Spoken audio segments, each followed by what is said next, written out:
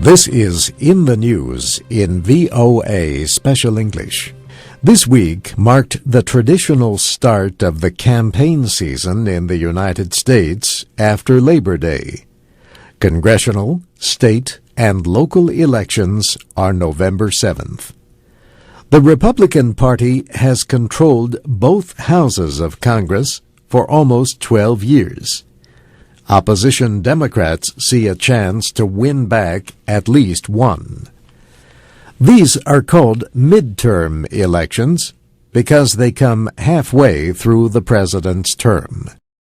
The Democrats need to gain 15 out of 435 seats to take control of the House of Representatives.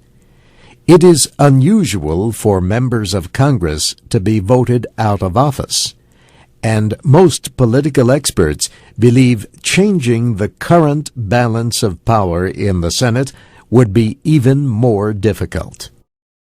Democrats hold 18 of the seats that will be on the ballot, and Republicans hold 15.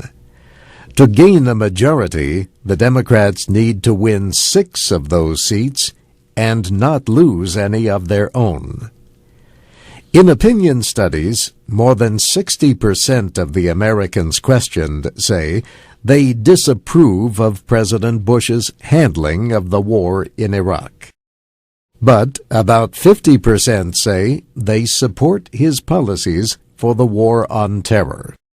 So security could be a deciding issue on Election Day.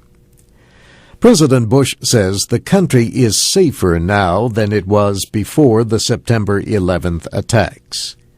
In recent days, the president has given a series of speeches before the 5th anniversary. He confirmed the use of foreign prisons by the Central Intelligence Agency to question suspected terrorists. And he asked Congress to approve the use of military commissions to try suspected terrorists for war crimes. The Supreme Court ruled in June that his plans required such approval.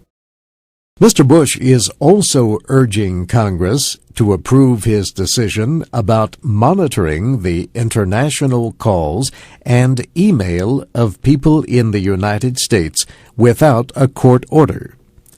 Last month, a federal judge in Detroit ruled the program illegal and unconstitutional. A number of legal experts questioned her reasoning, and the ruling is being appealed. Congress has a lot of unfinished work, but just a few weeks before lawmakers leave to campaign. For example, Senate Majority Leader Bill Frist says it would be next to impossible to pass an immigration reform bill by then. So efforts will center on increased border security and enforcement of rules against employing illegal immigrants. The loss of millions of workers to the United States is one issue that will face Mexico's next president.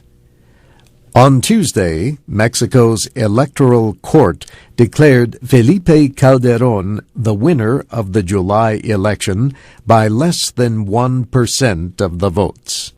The decision cannot be appealed. Opposition candidate Andres Manuel Lopez Obrador says he will not accept it. His supporters say there was cheating and illegal government support for Mr. Calderon.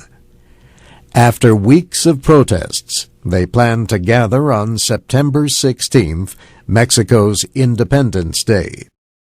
They will discuss what Mr. Lopez Obrador says will be a separate government. President Vicente Fox finishes his 6-year term in December. In the News in VOA Special English was written by Brianna Blake. I'm Steve Ember.